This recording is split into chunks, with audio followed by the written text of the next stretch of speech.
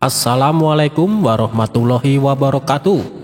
Apa kabar sahabat Al-Fatah yang dimuliakan Allah?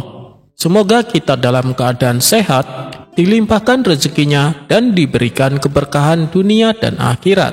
Amin ya robbal alamin.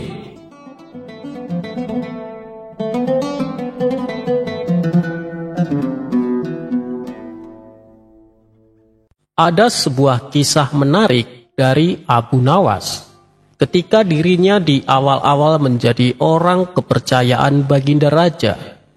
Sebagai orang baru di istana, ia pun tak bisa berbuat banyak. Abu Nawas lebih sering mengalah kepada siapapun yang mencoba mengganggunya.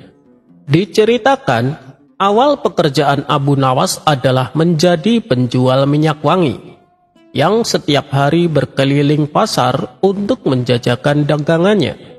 Abu Nawas terkenal di tengah masyarakat sebagai penjual minyak wangi yang lucu. Ia sering membuat lelucon yang membuat orang-orang merasa terhibur, terutama para pelanggannya.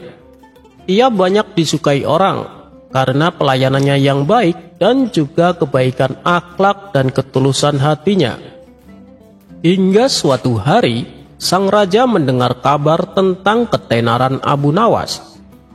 Kemudian ia perintahkan pengawal pribadinya untuk mengundang Abu Nawas datang ke istana. Pengawal, coba cari yang bernama Abu Nawas dan bawalah Abu Nawas ke hadapanku. Maka pergilah pengawal itu untuk mencari Abu Nawas di pasar. Singkat cerita, Abu Nawas pun datang menghadap Baginda Raja. Wahai Abu Nawas, mulai hari ini dan seterusnya, kamu tidak usah jualan keliling pasar lagi.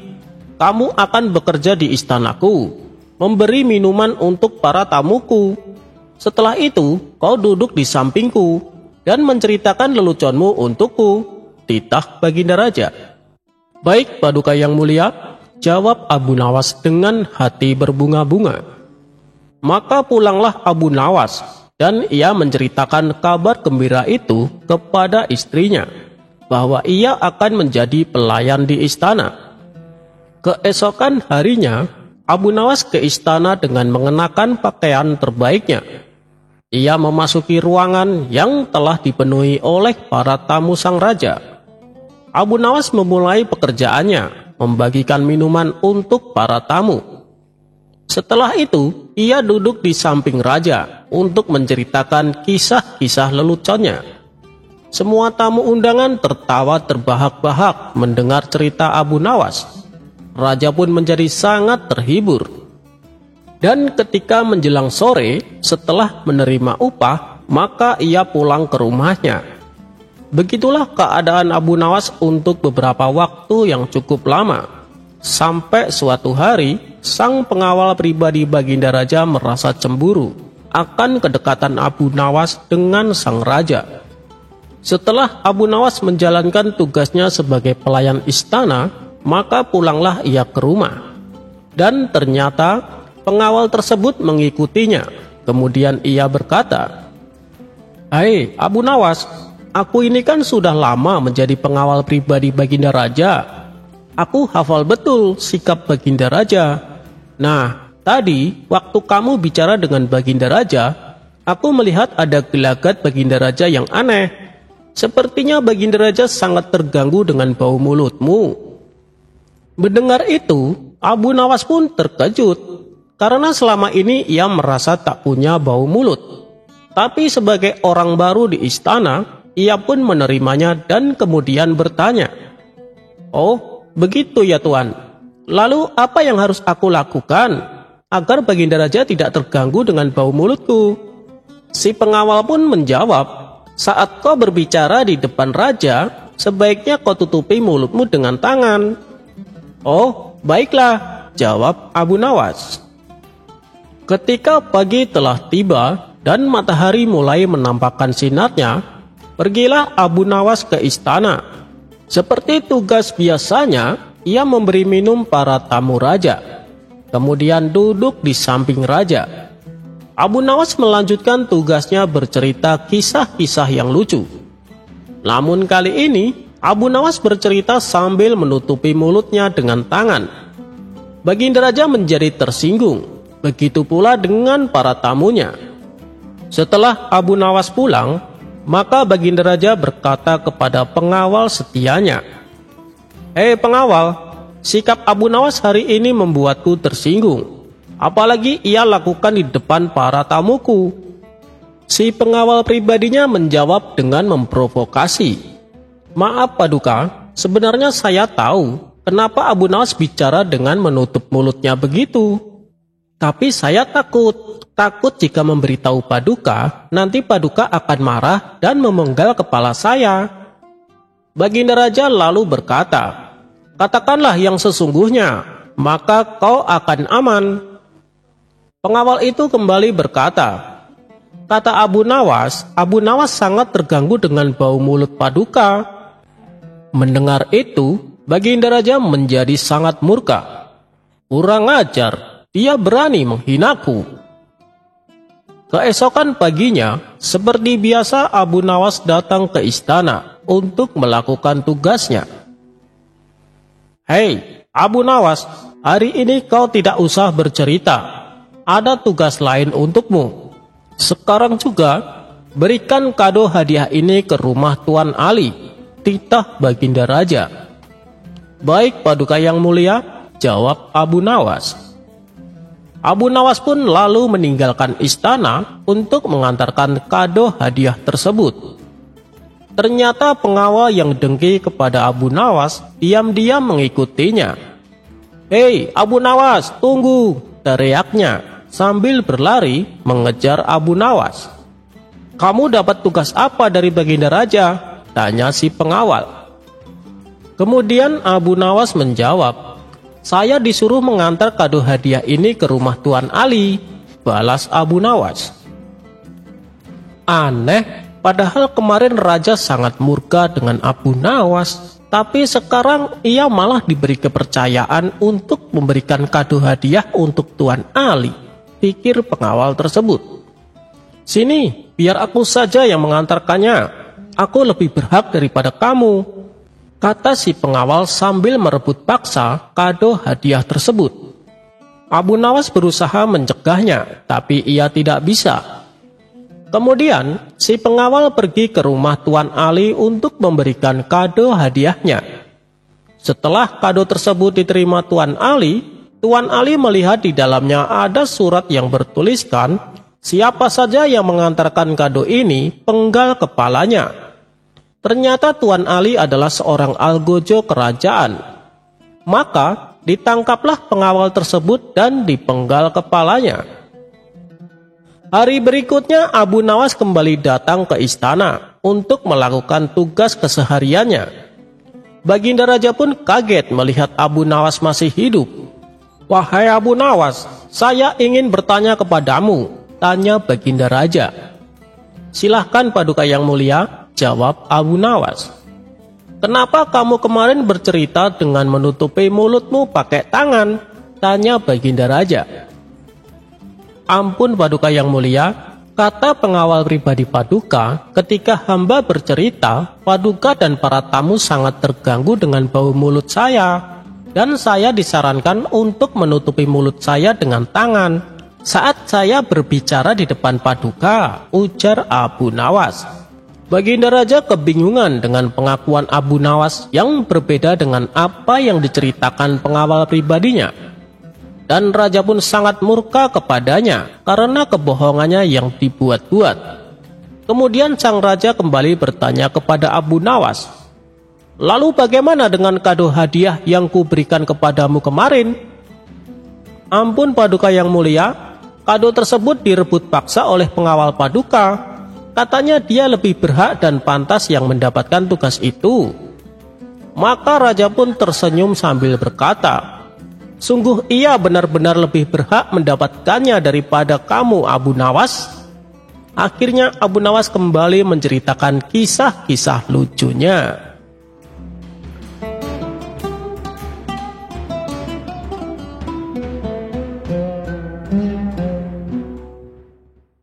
Kita pasti sudah tahu bahwa Abu Nawas merupakan tokoh sufi yang sangat terkenal akan kecerdikannya. Bukan hanya cerdik, tapi ia juga terkenal akan kelucuannya. Hal inilah yang membuat orang-orang merasa betah kumpul bersamanya. Kehadiran Abu Nawas seolah bagaikan magnet. Dimanapun ia berada, selalu dikerumuni oleh kawan-kawannya. Dan ternyata di balik tingkah lucunya, Abu Nawas juga merupakan sosok yang sangat dermawan. Meskipun hidup pas-pasan, ia selalu menyisihkan rezekinya untuk orang-orang miskin. Dikisahkan, ada dua sahabat karim, mereka sama-sama berprofesi sebagai seorang pengemis. Mengetahui akan kedermawanan Abu Nawas, kedua pengemis ini berinisiatif mendatangi rumah Abu Nawas. Maka, pergilah kedua orang ini menuju rumahnya. Setibanya di depan rumah Abu Nawas, pengemis pertama berkata, "Ya Allah, berikanlah aku rizki dengan kemurahan-Mu." Kemudian pengemis kedua berkata, "Ya Allah, berikan aku rizki atas kedermawanan Abu Nawas." Abu Nawas yang sedang berada di dalam rumah mendengar doa kedua pengemis itu. Ia pun kemudian membukakan pintu. Pengemis pertama diberi uang 2 dirham. Sedangkan pengemis kedua yang menyebut namanya diberi sepotong roti. Bila diuangkan, harga sepotong roti setara dengan uang 2 dirham. Tapi di dalam roti tersebut, Abu Nawas menyelipkan uang 100 dirham. Ketika menerima sedekah dari Abu Nawas, reaksi keduanya berbeda. Pengemis pertama tampak ikhlas dan bersyukur. Sedangkan pengemis kedua merasa kecewa. "Wahai kawan, apa yang kau dapatkan dari Abu Nawas?" tanya pengemis kedua. "Aku diberi uang 2 dirham, jawab pengemis pertama. "Aku hanya diberi sepotong roti," sesal pengemis kedua. Si pengemis kedua ini tak menyadari bahwa di dalam roti tersebut Abu Nawas menyelipkan uang 100 dirham. Pengemis kedua lalu meminta kepada kawannya untuk menukarkan roti yang didapatkan dengan uang 2 dirham milik pengemis pertama. "Hei kawan, berikanlah kepadaku uangmu dan ambil saja rotiku ini untuk anak-anakmu," tawar pengemis kedua. Pengemis pertama tidak keberatan. Ia pun menerima tawaran tersebut.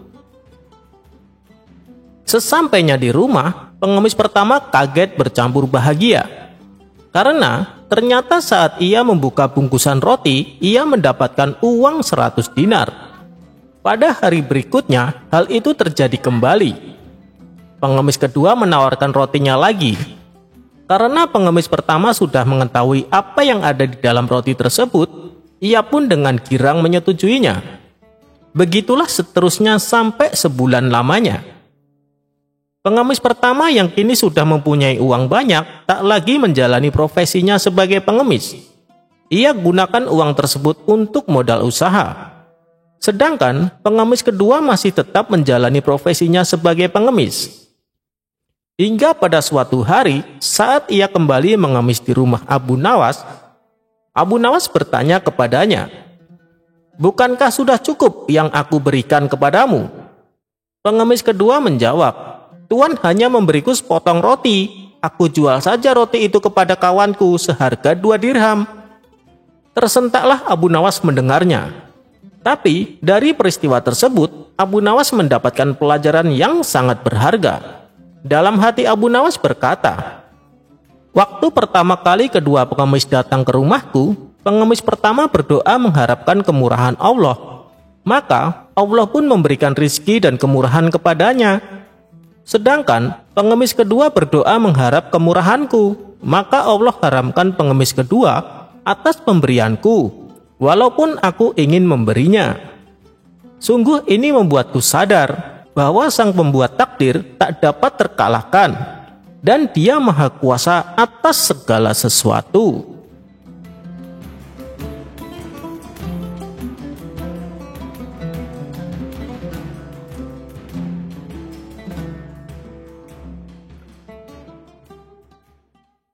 Suatu hari, Abu Nawas pergi ke kampung lain untuk silaturahmi ke sahabatnya yang baru saja membeli rumah.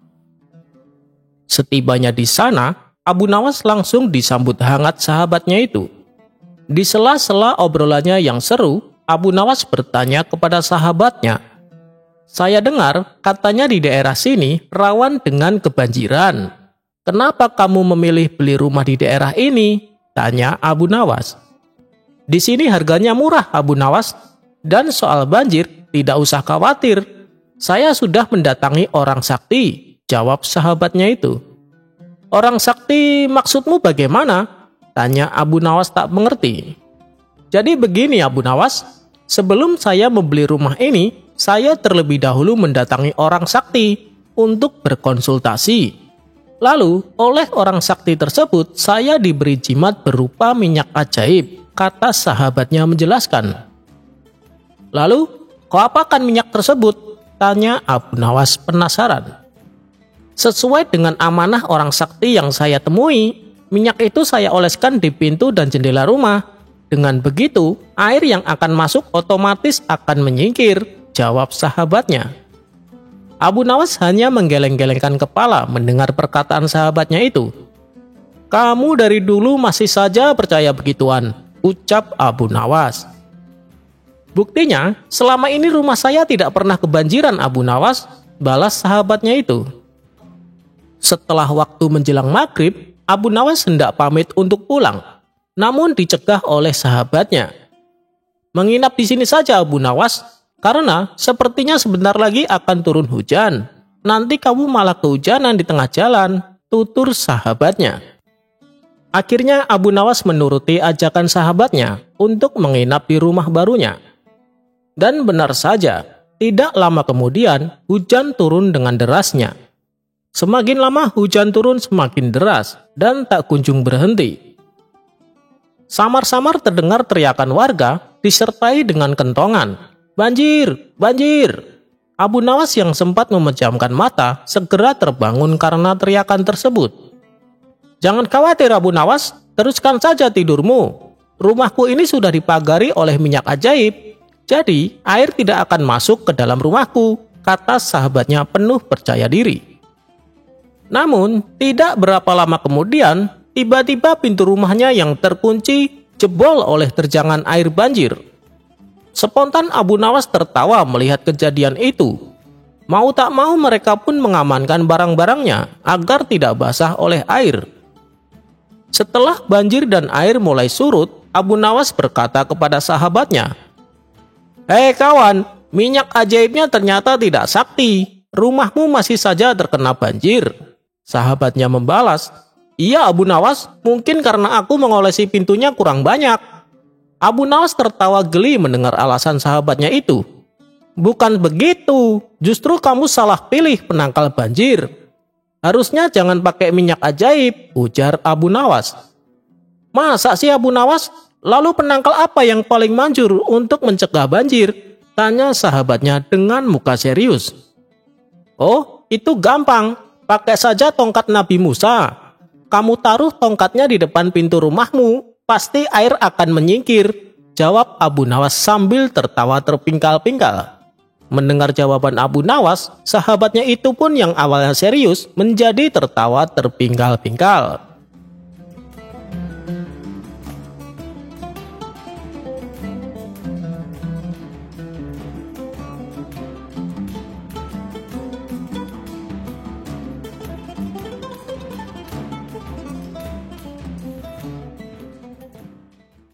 Abu Jahal pukuli para sufi supaya berubah jadi emas.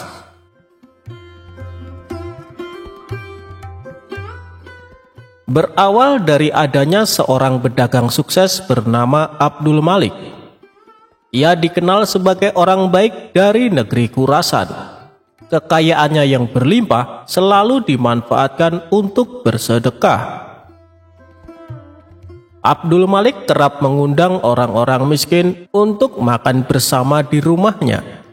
Sampai ada suatu hari, dia menyedekahkan hampir semua hartanya dan merasakan kelegaan yang jauh lebih nikmat dibandingkan ketika memberi hanya sebagian kecil. Kelegaan itu membuatnya memutuskan menggunakan tiap harta miliknya untuk kesejahteraan fakir miskin. Abdul Malik membebaskan hatinya dari segala kekayaan duniawi dan berserah diri kepada takdir Allah Subhanahu wa Ta'ala. Suatu ketika saat sedang menunaikan sholat, Abdul Malik melihat sosok gaib muncul dari lantai kamarnya. Sosok itu ternyata seorang laki-laki berjubah berpenampilan layaknya seorang sufi. Laki-laki misterius tersebut menghampiri Abdul Malik dan berkata, "Wahai Abdul Malik, manusia murah hati dari Khurasan, aku adalah dirimu sendiri karena engkau telah berbuat kebajikan yang sungguh mulia. Kau mampu melepaskan diri dari kekayaan tanpa merasa menjadi orang hebat. Oleh karena itu, aku menganugerahkan kau dari sumber anugerah yang sejati. Ketahuilah, setiap hari dengan cara ini aku akan muncul di depanmu. Saat itu pukullah aku dan aku akan berubah menjadi emas. Ambillah emas itu sebanyak yang kau mau. Tak perlu khawatir kau akan menyakitiku, sebab yang kau ambil akan diganti dari sumber segala anugerah." Setelah berkata demikian, sosok itu pun lenyap seketika.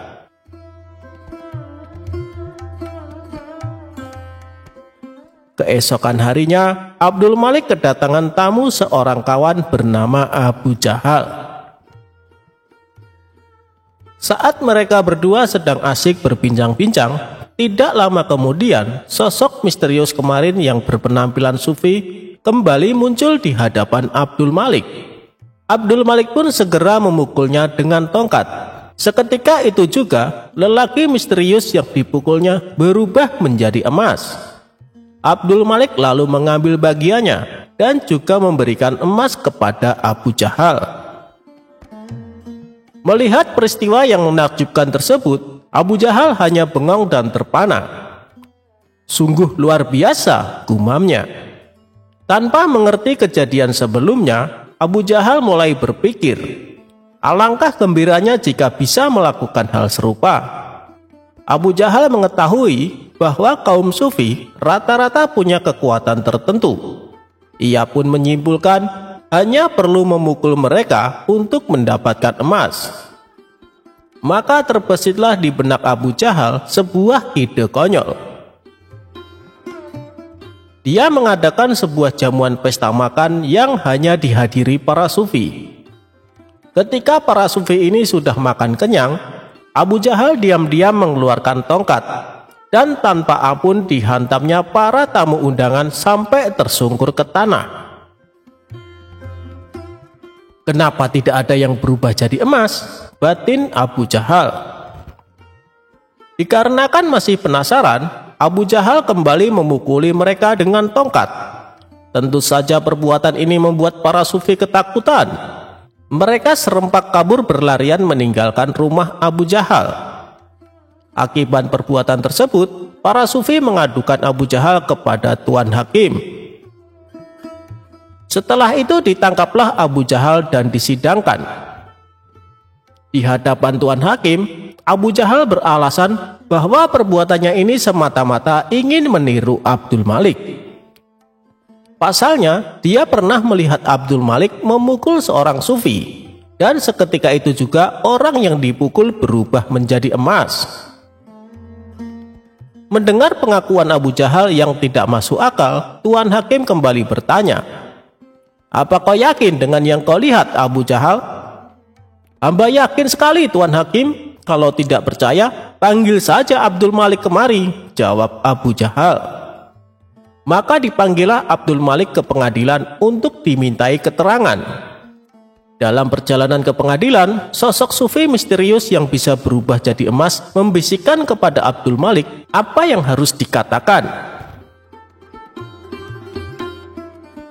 "Wahai Tuan Abdul Malik, apa benar yang dikatakan Tuan Abu Jahal?" tanya Tuan Hakim. Menurut saya Abu Jahal sudah tidak waras, Tuan Hakim. Bisa saja dia sedang berusaha menutup-nutupi hobinya menyiksa orang tanpa alasan, ujar Abdul Malik. Memang hamba mengenalnya Tuan Hakim, tetapi yang ia ceritakan tentang kejadian di rumah hamba tidak lebih dari akal-akalan belaka, imbuhnya. Abu Jahal sempat membantah dan memprotes perkataan Abdul Malik. Ia juga menunjukkan barang bukti berupa emas yang didapat dari Abdul Malik. Abu Jahal, Abdul Malik itu saudagar kaya, tentu punya banyak emas, balas Tuan Hakim. Dikarenakan tidak punya bukti dan yang diceritakan tidak masuk akal, akhirnya Abu Jahal dihukum penjara. Sementara Abdul Malik masih melakukan rutinitas seperti biasa, memberikan sedekah uang dan makanan kepada fakir miskin setiap harinya.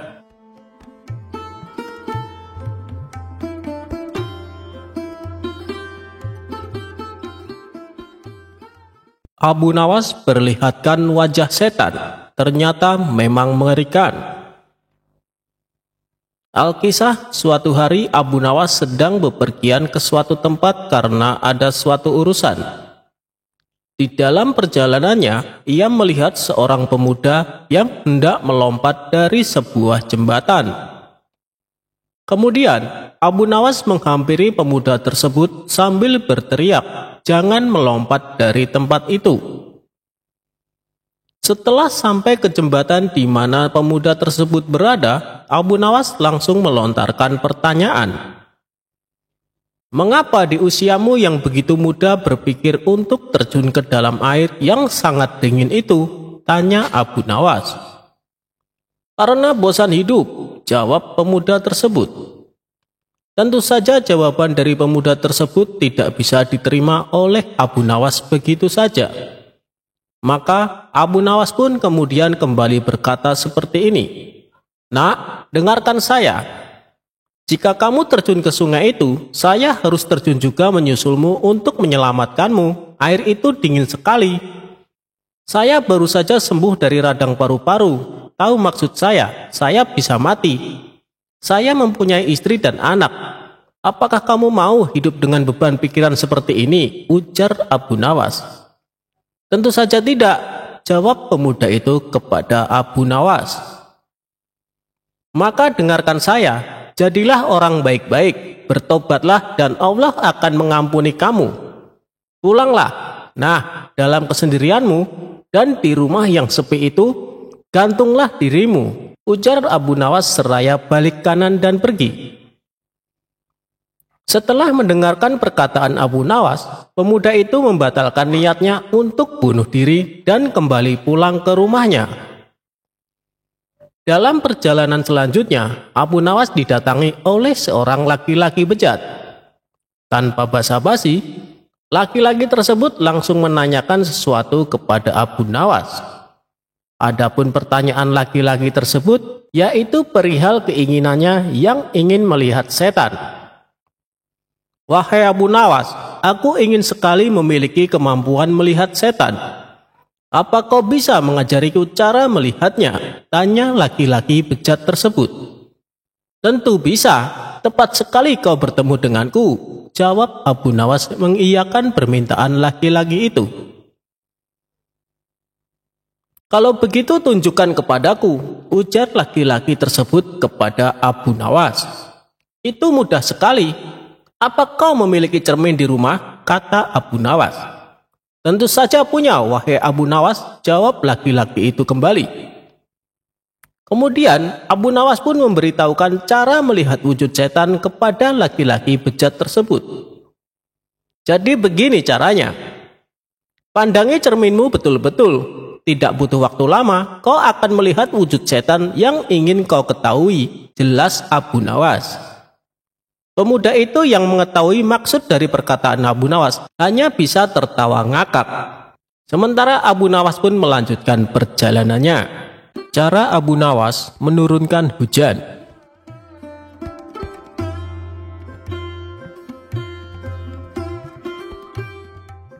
Kisahnya bermula ketika Abu Nawas melakukan kesalahan yang membuat Baginda Raja sangat marah. Baginda Raja memerintahkan pasukan istana untuk secepatnya menangkap Abu Nawas. Sementara sosok humoris itu yang sedang berada di rumah memberitahukan kepada istrinya, "Wahai istriku, sepertinya aku harus meninggalkan kampung halaman untuk beberapa waktu," ucap Abu Nawas. "Ada masalah apa lagi, wahai suamiku? Kenapa engkau terlihat ketakutan?" tanya sang istri yang sangat khawatir. "Aku telah membuat kesalahan yang membuat Baginda Raja murka. Aku yakin tidak lama lagi pasukan istana datang kemari untuk menangkapku," jawab Abu Nawas. Kemudian Abu Nawas mengemas bajunya ke dalam tas dan segera pergi meninggalkan rumah. Ternyata dugaan dia benar. Selepas kepergiannya, beberapa prajurit istana datang menggeledah rumah Abu Nawas. "Mana Abu Nawas?" tanya salah satu prajurit kepada istri Abu Nawas. "Dia sudah pergi meninggalkan kampung ini," jawab istri Abu Nawas. Para prajurit pun langsung balik ke istana menghadap Baginda Raja. "Mana Abu Nawas?" tanya Baginda Raja. "Ampun Paduka yang mulia, Abu Nawas sudah tidak ada di rumahnya," kata istrinya. "Dia sudah meninggalkan kampung ini," jawab salah satu prajurit. "Kurang ajar, dia coba menghindari hukuman," pikir Baginda Raja. Sementara Abu Nawas mulai mengembara dan berpindah-pindah tempat dari kampung satu ke kampung yang lainnya. Suatu ketika dalam pengembaraannya, Abu Nawas melintasi sebuah dusun yang sedang dilanda musim kemarau. Abu Nawas yang mengenakan jubah dan sorban layaknya ulama besar sempat membuat perhatian warga.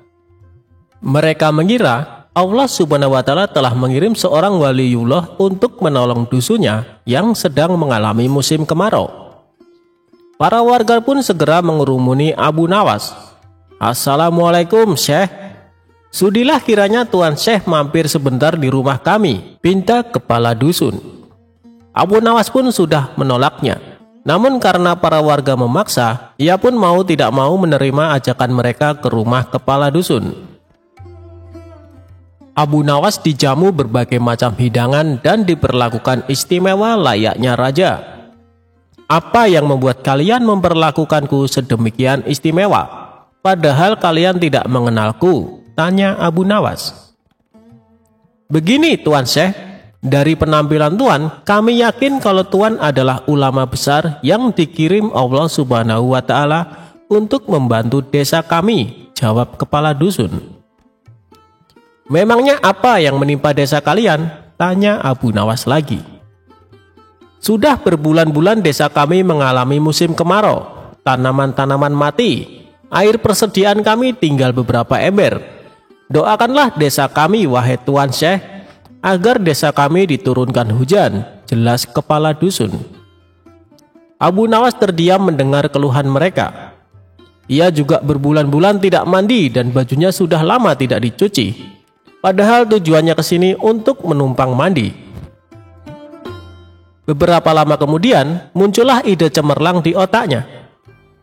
"Baiklah, aku akan memanjatkan doa kepada Allah supaya desa kalian diturunkan hujan.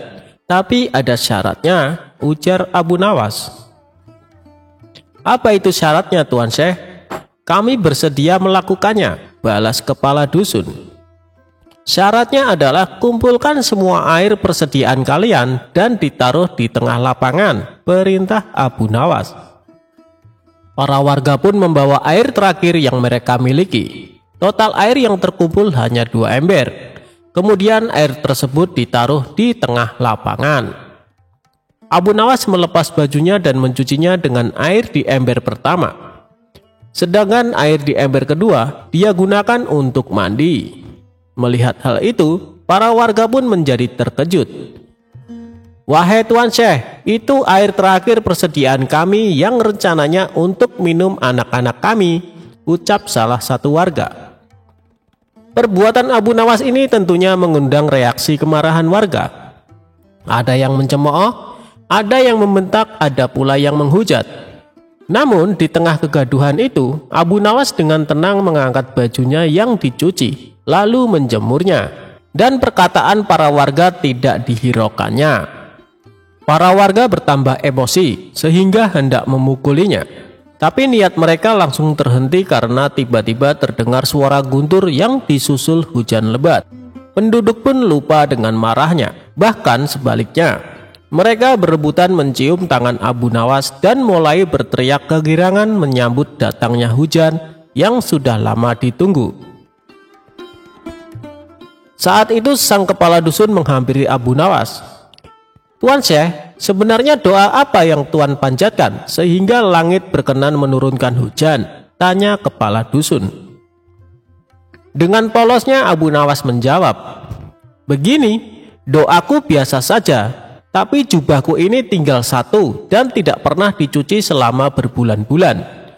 Bila aku menjemurnya, pasti hujan akan turun deras. Mungkin karena langit tidak tahan dengan bau jubahku ini," celetuk Abu Nawas cengengesan. Mendengar hal itu, sontak para warga langsung tertawa terpingkal-pingkal. Sejak saat itu Abu Nawas mulai menetap di sana sembari menunggu kemarahan Baginda Raja reda.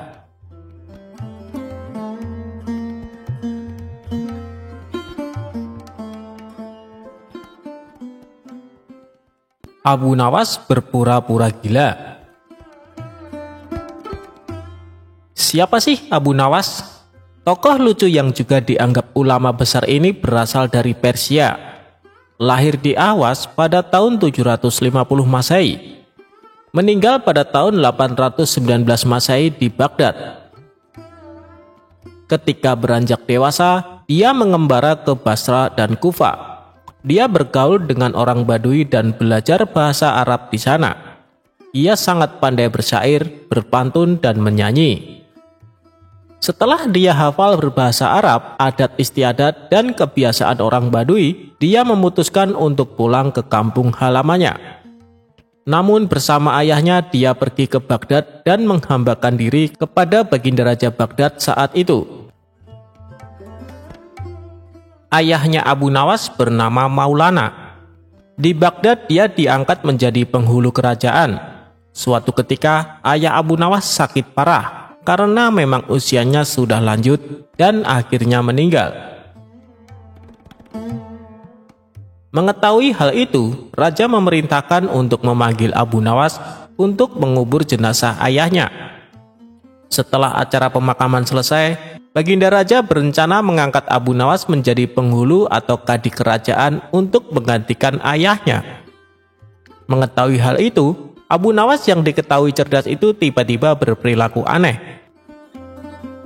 Orang-orang dibuat heran oleh Abu Nawas. Setelah upacara pemakaman ayahnya, dia mengambil sepotong batang kayu dan menungganginya seperti kuda. Dia berlari-lari dari kuburan ke rumahnya. Pada kesempatan lain, dia mengajak beberapa anak kecil untuk pergi ke kuburan ayahnya. Abu Nawas mengajak anak-anak bermain rebana membuat orang semakin heran dengan kelakuan Abu Nawas dan menganggapnya telah gila karena ditinggal mati ayahnya. Pada suatu hari Baginda Raja mengutus beberapa orang untuk menemui Abu Nawas. "Hai Abu Nawas, kamu dipanggil Raja untuk menghadap beliau," kata salah satu utusan raja. "Untuk apa raja memanggilku? Aku tidak ada urusan dengannya," jawab Abu Nawas seenaknya. "Kamu tidak boleh bersikap seperti itu kepada rajamu," lanjut sang utusan istana. "Hei utusan istana, kau tak perlu banyak bicara. Kau ambil kudaku ini dan bawalah ke sungai. Mandikanlah dia supaya bersih dan segar," ucap Abu Nawas sambil memberikan sebatang pisang yang dianggapnya kuda betulan. Para utusan raja hanya geleng-geleng kepala melihat kelakuan Abu Nawas. "Hei Abu Nawas, apakah kau tidak mau menghadap raja?" tanya utusan istana. "Katakan saja kepada rajamu, aku sudah tahu, maka aku tak mau menghadap," kata Abu Nawas. Para utusan kerajaan segera menyingkir dari rumah Abu Nawas setelah mereka dilempari dengan debu oleh Abu Nawas. Sesampainya di istana, para utusan melaporkan apa yang terjadi pada Abu Nawas yang dianggap sudah gila. Dengan geram raja berkata, "Dasar kalian, menghadirkan Abu Nawas saja kalian tidak becus. Segera bawa dia ke sini dengan sukarela ataupun dipaksa." Dengan paksa akhirnya Abu Nawas menghadap raja. Namun, lagi-lagi Abu Nawas bersikap seperti orang tidak waras di hadapan rajanya tersebut. "Bersikaplah sopan, Abu Nawas," tegur raja. "Ya Baginda Raja, tahu kan Anda, terasi itu asalnya dari udang." "Kurang ajar, kau menghinaku Abu Nawas." "Tidak Baginda, siapa bilang udang berasal dari terasi?" Merasa dilecehkan, Baginda Raja segera memerintahkan prajuritnya untuk memukuli Abu Nawas sebanyak 25 kali. Usai dipukul, Abu Nawas keluar dari istana dan bertemu penjaga gerbang yang mencegatnya. "Hei Abu Nawas, dulu kamu pernah berjanji padaku, jika kau mendapat hadiah dari raja, kau akan membagikannya kepadaku. Nah, sekarang mana bagianku?" "Tentu saja aku tidak lupa, aku bukan cuma akan memberimu setengahnya, tapi semuanya," jawab Abu Nawas. Tanpa banyak basa-basi, Abu Nawas mengambil kayu agak besar lalu memukuli penjaga gerbang itu sebanyak 25 kali. Tentu saja orang itu berteriak kesakitan dan tidak terima diperlakukan seperti itu oleh Abu Nawas. Hal ini ia laporkan kepada sang raja. "Ya tuanku Baginda Raja, hamba mengadukan Abu Nawas yang telah memukuli hamba tanpa satu alasan. Hamba memohon keadilan dari Baginda Raja." Segera Baginda Raja memerintahkan pengawal membawa Abu Nawas ke istana lagi. Raja bertanya, "Hei Abu Nawas, benarkah kau telah memukuli penunggu gerbang istana sebanyak 25 kali?" Abu Nawas menjawab, "Ampun Paduka, hamba melakukannya karena memang sudah sepantasnya dia menerima pukulan itu." "Apa maksudmu? Coba kau terangkan secara jelas apa sebenarnya yang terjadi." "Hamba dan penunggu gerbang istana ini sudah mengadakan perjanjian bahwa jika saya mendapat hadiah dari Baginda, maka hadiah tersebut akan dibagi dua. Tadi hamba mendapat hadiah pukulan dari Baginda, sehingga saya juga memberikan pukulan itu kepadanya." Baginda bertanya kepada penjaga gerbang, "Hei, apa benar yang dikatakan Abu Nawas? Kau telah mengadakan perjanjian seperti itu?" "Benar tuanku, tapi hamba tidak mengira kalau hadiah dari Baginda berupa pukulan," jawab penjaga pintu gerbang. "Hahaha, dasar tukang peras, sekarang kau kena batunya." Ternyata Abu Nawas tidak bersalah. Abu Nawas pun pulang dengan hati gembira karena membawa sekantong uang perak dari Baginda.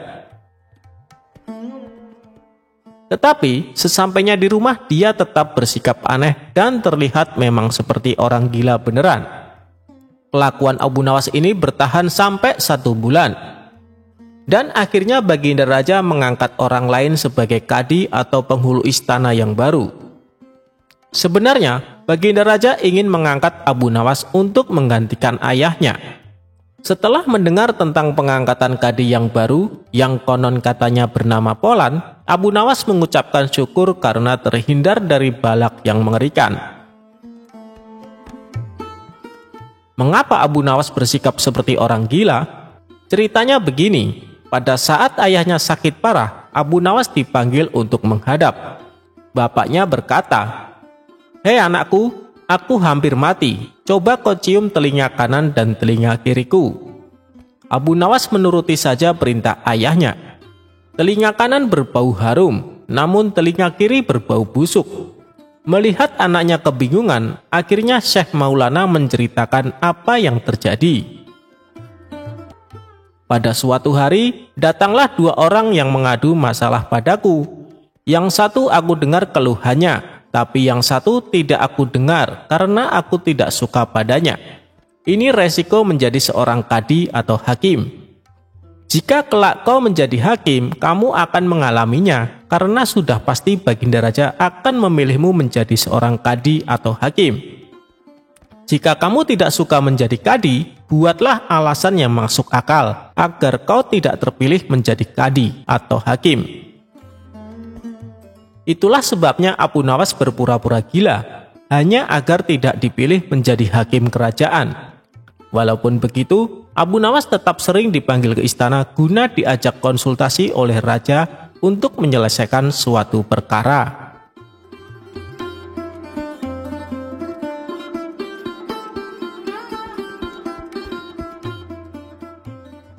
Abu Nawas tangkap harimau berjenggot. Suatu ketika, Baginda Raja terlihat sangat marah kepada Abu Nawas yang telah berkali-kali mempermainkan dirinya dengan cara-cara yang sangat kurang ajar. Tak main-main, bahkan kali ini Baginda Raja ingin membunuh Abu Nawas jika gagal dalam melaksanakan perintahnya. Hei Abu Nawas, sekarang juga kamu harus mempersembahkan kepadaku seekor harimau berjenggot. Jika gagal, aku akan membunuh engkau, tegas Baginda Raja. Ya Tuanku Paduka, semua perintah Paduka akan hamba laksanakan. Namun untuk yang satu ini, hamba mohon waktu 8 hari, jawab Abu Nawas. Setelah percakapan itu, Abu Nawas pulang ke rumahnya. Sepertinya ia sudah menangkap gelagat bahwa kali ini Baginda Raja memang sangat marah kepadanya. Baginda Raja rupanya sedang mencari akal agar dapat mencelakakan Abu Nawas. Jadi aku juga harus berhati-hati, pikir Abu Nawas dalam perjalanan. Setibanya di rumah, Abu Nawas memanggil 4 orang tukang kayu dan disuruh untuk membuat kandang macan. Hanya dalam 3 hari kandang macan tersebut sudah jadi. Abu Nawas lalu berpesan kepada istrinya agar menjamu orang yang berjenggot apabila datang ke rumah. Istriku, jika nanti engkau mendengar aku mengetuk pintu, suruh dia masuk ke dalam kandang itu, kata Abu Nawas sambil menunjuk kandang macan itu. Baik suamiku, jawab istrinya. Ia kemudian bergegas pergi menuju musola dan membawa sajadah. Hei Abu Nawas, tumben sholat di sini, tanya imam dan penghulu musola itu. Sebenarnya saya mau menceritakan hal ini kepada orang lain, tapi kalau tidak kepada tuan penghulu, kepada siapa lagi saya mengadu, jawab Abu Nawas. Tadi malam saya ribut dengan istri saya, itu sebabnya saya tidak mau pulang ke rumah. Abu Nawas melanjutkan ceritanya. Pucuk dicinta, ulam pun tiba. Kubiarkan Abu Nawas tidur di sini, dan aku pergi ke rumah Abu Nawas menemui istrinya. Sudah lama aku menaruh hati kepada perempuan cantik itu, pikir penghulu itu yang duduk di depan Abu Nawas. Abu Nawas, bolehkah aku menyelesaikan perselisihan dengan istrimu itu? Tanya sang penghulu. Silahkan, hamba sangat berterima kasih atas kebaikan hati Tuan, jawab Abu Nawas. Tak menunggu waktu lama, penghulu itu pergi ke rumah Abu Nawas dengan hati berbunga-bunga dan dengan wajah berseri-seri. Setelah sampai, ia mengetuk pintu rumah Abu Nawas. Begitu pintu terbuka, ia langsung menghampiri istri Abu Nawas dan diajak untuk bersanding. Hei Adinda, apa gunanya punya suami jahat dan melarat? Lagi pula Abu Nawas tak karuan, lebih baik kamu jadi istriku. Kamu dapat hidup senang dan tidak kekurangan sesuatu apapun, kata penghulu itu. Baiklah jika keinginan Tuan demikian, jawab istri Abu Nawas. Tak berapa lama kemudian, terdengar pintu rumah Abu Nawas diketuk oleh seseorang. Ketukan itu membuat penghulu kaget dan kebingungan kemana ia harus bersembunyi. Tuan, silakan bersembunyi di dalam kandang itu, kata istri Abu Nawas sambil menunjuk kandang yang terletak di dalam kamar Abu Nawas. Tanpa pikir panjang lagi, penghulu itu masuk ke kandang itu dan menutupnya dari dalam. Sedangkan istri Abu Nawas segera membukakan pintu sambil menengok ke kanan dan kiri. Abu Nawas lalu masuk ke rumah. Hei istriku, apa yang ada di dalam kandang itu? Tanya Abu Nawas. Tidak ada apa-apa, jawab istrinya. Apa putih-putih itu? Tanya Abu Nawas dengan penasaran. Lalu melihat penghulu itu gemetaran karena malu dan ketakutan. Setelah 8 hari, Abu Nawas memanggil 8 kuli untuk memikul kandang itu ke istana. Para warga ternyata sudah geger, ingin melihat harimau berjenggot. Karena seumur hidupnya, mereka tidak pernah melihat harimau berjenggot. Jangankan melihat, mendengar harimau berjenggot pun belum pernah. Mereka terheran-heran akan kehebatan Abu Nawas yang telah memiliki seekor harimau berjenggot. Tetapi begitu melihat penghulu di dalam kandang itu, mereka tidak bisa bilang apa-apa. Selain mengiringi kandang itu sampai ke istana, hingga menjadi arak-arakan panjang, si penghulu menjadi sangat malu. Tak lama kemudian, sampailah iring-iringan itu ke dalam istana. Hei Abu Nawas, apa kabar? Apakah kamu sudah berhasil mendapatkan harimau berjenggot? Tanya Baginda. Dengan berkat dan doa tuanku, alhamdulillah hamba berhasil, jawab Abu Nawas. Maka dibawalah kandang itu ke hadapan Baginda Raja. Ketika Baginda hendak melihat harimau tersebut, si penghulu memalingkan mukanya ke arah lain dengan muka merah padam karena perasaan malu bercampur takut.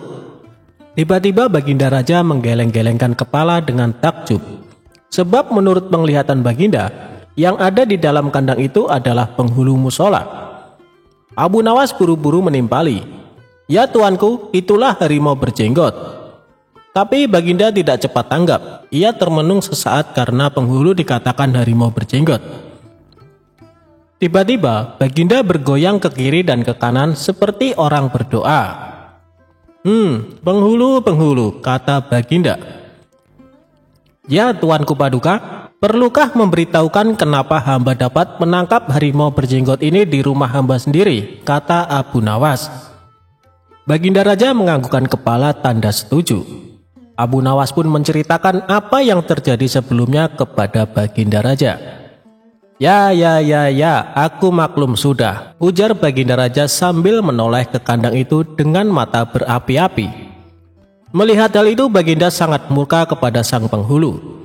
Sebab ia semestinya menegakkan hukum, ia pula yang melanggarnya, ia telah berkhianat. Baginda segera memerintahkan punggawa mengeluarkan penghulu dari kandang dan diarak keliling pasar, setelah sebelumnya dicukur botak agar diketahui oleh seluruh rakyat betapa aibnya orang yang berkhianat.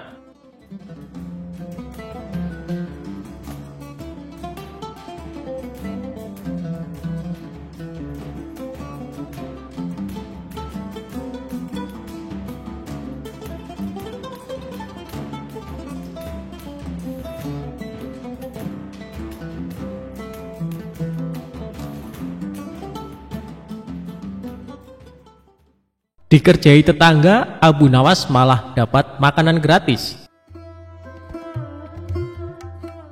Abu Nawas merupakan tokoh sufi yang terkenal cerdik dalam menghadapi permasalahan. Ia juga seorang bujangga Arab yang sangat jenaka. Namanya selalu disebut-sebut di seluruh belahan dunia karena kisah-kisahnya yang mengocok perut. Kali ini dikisahkan, Abu Nawas mempunyai tetangga seorang ateis. Ateis adalah keyakinan yang tidak mempercayai adanya Tuhan. Meski demikian, Abu Nawas tetap menghormati tetangganya itu. Apabila mendapat rezeki berlebih, Abu Nawas selalu membagikannya kepada para tetangga, termasuk tetangganya yang ateis.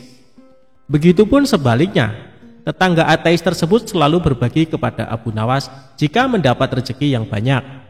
Keduanya hidup rukun dan saling menghormati, meskipun keyakinan mereka tentang Tuhan sangat bertolak belakang.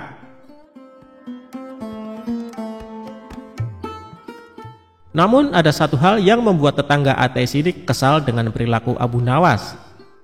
Pasalnya, setiap orang ateis itu berangkat kerja, Abu Nawas selalu berkata Alhamdulillah ketika lewat depan rumahnya. Sebenarnya ucapan tersebut bukan untuk mengolok-olok tetangganya yang ateis itu. Hal ini karena Abu Nawas selalu mengatakan Alhamdulillah kepada siapa saja yang lewat di depan rumahnya, dan sudah menjadi kebiasaannya. Lama-kelamaan tetangga ateis ini merasa risih dan terganggu dengan ucapan tersebut. Suatu pagi saat hendak berangkat kerja, ia mendapati Abu Nawas sudah duduk di depan rumah. Saat dirinya melintas tepat di depan Abu Nawas, sambil tersenyum terdengar ucapan "Alhamdulillah". Marahlah tetangga ateis itu. "Tidak ada Tuhan," teriaknya dengan mata melotot. Abu Nawas sontak terkejut melihat tetangganya tiba-tiba marah. "Hei kawan, kenapa kau begitu emosi? Apa salahku?" tanya Abu Nawas merasa heran. "Aku tidak suka dengan ucapanmu. Jangan ucapkan kata-kata itu di depanku," bentak tetangga ateis itu. "Baiklah kawan, aku tidak akan mengulanginya," ucap Abu Nawas. Akibat kejadian itu, hubungan akrab mereka menjadi renggang. Sebenarnya Abu Nawas sudah berusaha untuk tetap menjalin silaturahmi. Namun, sepertinya tetangga ateis tersebut justru menjauhinya. Hingga suatu malam, Abu Nawas merasa lapar, sedangkan dirinya tidak punya uang sepeser pun untuk membeli makanan. Selepas sholat Isya, Abu Nawas berdoa, "Ya Allah, hamba sedang mengalami masa sulit. Hamba tidak punya uang, juga tidak punya pekerjaan. Berilah hamba rezeki ya Allah. Malam ini hamba sangat lapar. Hamba membutuhkan makanan," ucap Abu Nawas dalam doanya. Rupanya doa Abu Nawas ini didengar oleh tetangganya yang ateis, maka muncullah ide usil di benaknya. "Aku akan mengerjai Abu Nawas, sekaligus membuktikan bahwa Tuhannya tidak bisa memberi makanan," pikir tetangga ateis tersebut. Kemudian tetangga itu pergi ke warung untuk membeli beberapa potong roti, lalu dimasukkan ke dalam kantong besar. Ia juga menyelipkan kertas yang di dalamnya terdapat tulisan, "Ini bukan dari Tuhanmu, ini dari tetanggamu yang ateis," tulisnya. Sepulang dari warung, ia meletakkan kantong besar tersebut di depan pintu rumah Abu Nawas. Tetangga ateis ini lalu mengetuk pintu dan langsung bersembunyi di balik semak-semak. Ia penasaran ingin tahu apa reaksi Abu Nawas ketika menerima hadiah darinya. Sementara Abu Nawas yang sedang khusyuk berdoa, segera menghentikan doanya karena mendengar pintu rumah diketuk. Ketika membuka pintu, ia terkejut melihat ada kantong besar di depan rumahnya. Dikarenakan penasaran, Abu Nawas segera membuka kantong tersebut dan ternyata isinya beberapa roti lezat. Abu Nawas langsung bersujud sebagai tanda rasa syukur kepada Allah. "Alhamdulillah ya Allah," ucap Abu Nawas setengah teriak. Namun tiba-tiba ia dikagetkan dengan secari kertas yang berada di antara tumpukan roti. "Ini bukan dari Tuhanmu, ini dari tetanggamu yang ateis." Sejenak Abu Nawas terdiam. Dia pasti sedang mengawasiku dari suatu tempat. Dia mencoba menggoda keyakinanku, pikir Abu Nawas. "Terima kasih ya Allah, Engkau telah mengirimiku makanan melalui setan. Dan setan itu pula yang membayar semua makanan ini." Tetangga ateis tersebut tentu saja menjadi kecewa. Ia tidak menyangka disebut setan oleh Abu Nawas. "Dasar kurang ajar, bukannya berterima kasih kepadaku, justru berterima kasih kepada Tuhannya. Malah aku disebut setan," gerutunya dalam hati.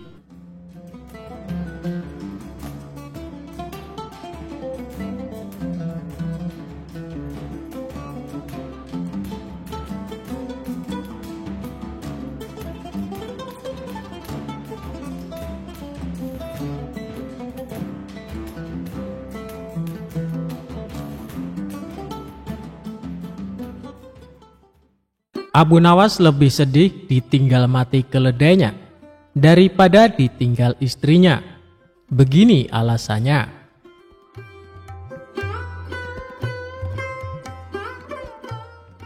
Abu Nawas terkenal dengan sosok yang jenaka, sehingga tak jarang masyarakat terhibur dengan tingkah lakunya. Abu Nawas merupakan tokoh sufi juga penyair kenamaan yang cerdik dan cerdas. Abu Nawas dan istrinya dikenal salah satu keluarga yang sangat harmonis, sehingga tak jarang dari masyarakat yang iri melihat keharmonisannya. Istri Abu Nawas juga dikenal warga sebagai wanita soleha, hingga pada akhir hayatnya banyak masyarakat pun merasa sedih ditinggalkannya.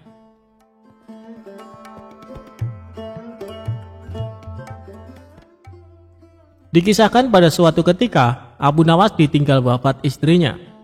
Semua warga yang mengenal kedua pasangan suami istri itu tak menyangka dan turut berduka cita. Saat itu orang-orang mengira kematian istrinya itu pasti akan membuat Abu Nawas sangat sedih.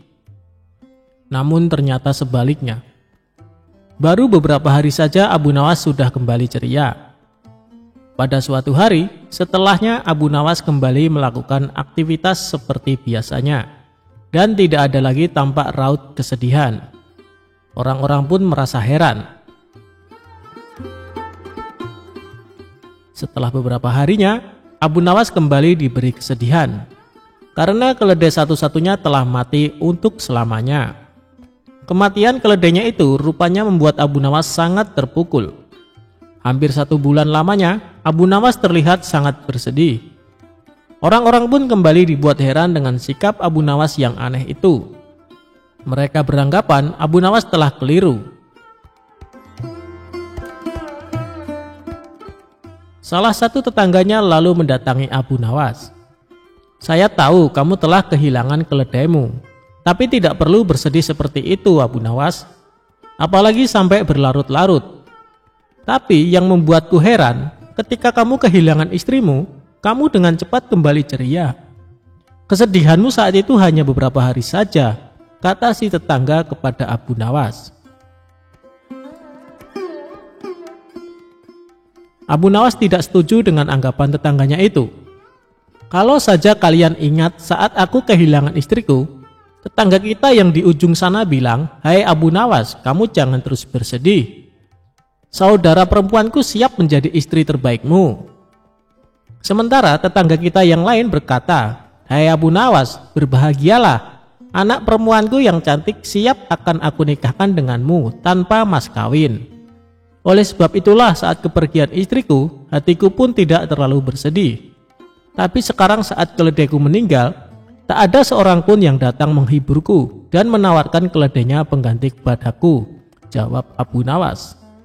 Mendengar penuturan Abu Nawas, tetangganya itu hanya terdiam dan tak berkata apapun.